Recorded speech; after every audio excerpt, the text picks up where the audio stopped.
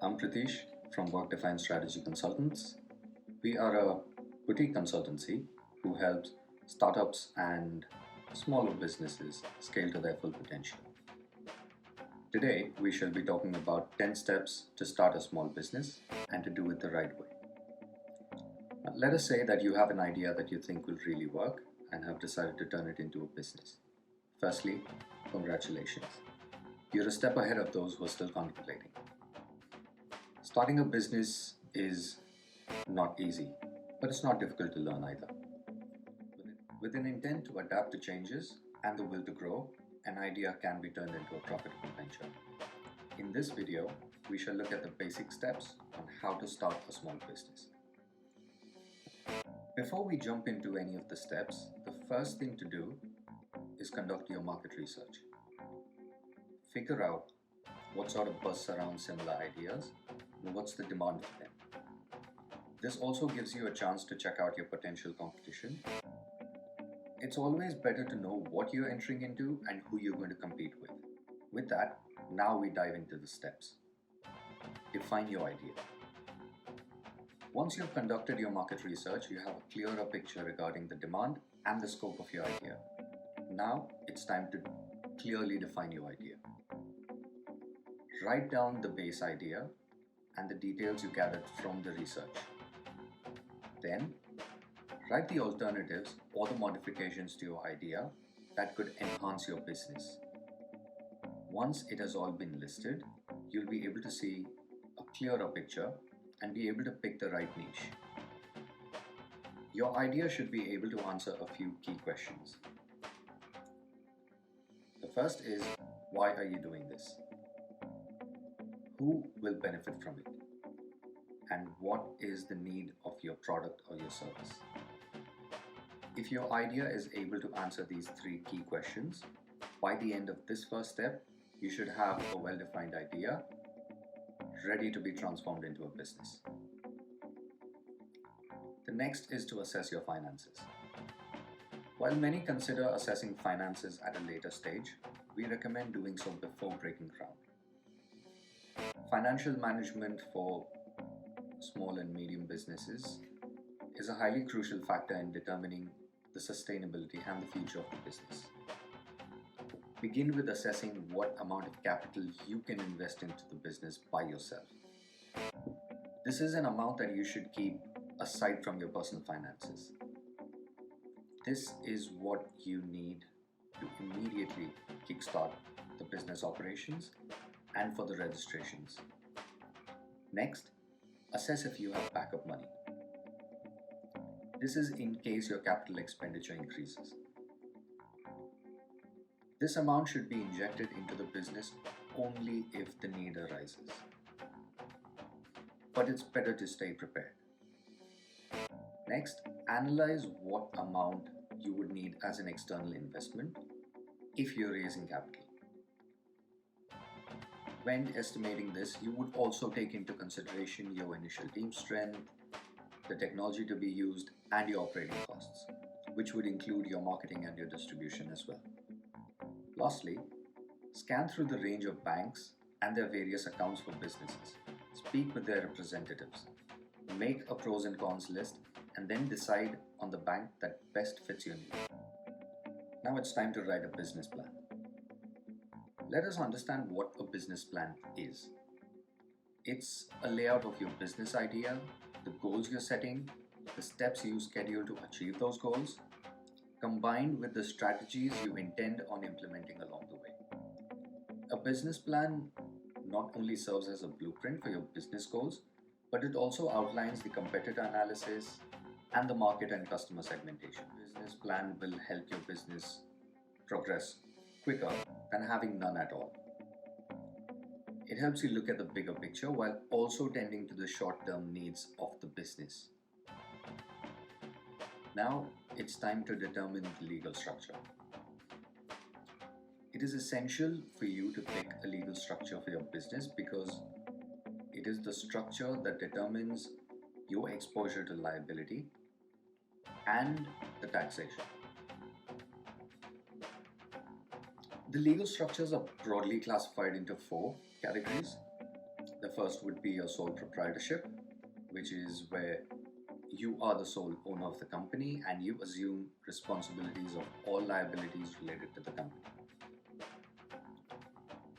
The catch is that this may affect your personal credit score if the liability is prolonged. The second is a partnership. Now, as indicated in this formation, the company has two or more owners who either split the profits equally or as agreed upon in the contract. The benefits are that the backgrounds and experiences of the partners help complement each other in the running of the business while dividing the liabilities. The third is for a corporation or a company or a private limited, depending on where you live. Now, this structure allows you to form a separate entity which segregates the liabilities of the business from your personal finances. The business is treated as an entity of its own, allowing it to own assets, purchase property, and file for taxes. Now, the last broadly classified category is a limited liability company or a limited liability partnership. In this hybrid structure, the entity formed has the legal protection of a corporation or a company while allowing for the tax benefits of a partnership. The next step is to register your company. One of the most critical steps is to register your company with the government body in your country. Most likely it's going to be called something like the Chamber of Commerce or the sorts. Once you register, you shall be able to apply for the necessary licenses and the certifications you need to operate within your domain. It also provides you with the documentation like your certificate of incorporation, which is required to be presented when opening a business bank account and when you file for taxes. Once you have registered in the government database, you shall be able to file for taxes too. Read and understand your tax scheme well. If needed, approach a professional chartered accountant to assist you with the above. A better clarity regarding the registration fees involved and the process itself will just make it a smooth sail. The next step would be to insure yourself against risk. This is something that we have noticed a lot of small business owners put off until later, or many times not even get around to. Irrespective of what business you run, it must be insured in order to be protected against risk. If you're a manufacturing unit, you're dealing with risk related to property damage, safety hazards, product damage, among many others. On the other hand, if you're a service provider, you face the risks surrounding neglect or operational mishaps. Either way, look into general liability insurance and or professional liability insurance depending on your requirements and what needs to be covered. If your business intends to hire employees, you might want unemployment and workers' compensation insurance too. Speaking of hiring a team,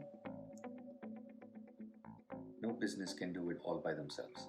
Sooner or later, you're going to realize that you need people with the expertise and the knowledge that complements your strengths. It is one of the best ways to grow your business. But hiring a team can be tricky. While the right combination will boost your business, the wrong one can set you back. We always recommend our clients to hire for character and personality that matches the company's vision and mission. People who can align themselves with the way the business operates and are not simply yes men. An important thing to remember is that skills can be taught, but it's the character and the personality that makes the impact. The next step would be to pick your automation channels. For startups and for smaller businesses, it is very essential to partner with business-to-business vendors who support your day-to-day operations. This is a chance for you and your team to automate your processes, which gives you more time to focus on your products or your services. But, it is advised to be picky when choosing partners. These firms will be linked to your company's name and have some access to some confidential data in order to work efficiently with you. Biggest matter to address is trust. Vet the companies carefully before making any decision. Once you have narrowed down, sign an agreement. Make it official. Automating your processes will allow you not only an ease of operations, but also to focus on what you do best. Now we come on to marketing. I'm sure a lot of you must be wondering when we will get to this, so here we are. Marketing is the way a business showcases itself and its activities, its products or services to its intended audience. Whether it is done online or offline, the objective is the same: to spread awareness and turn viewers into paying customers. For smaller businesses, it is imperative to allocate a decent amount of finances towards branding themselves and marketing themselves.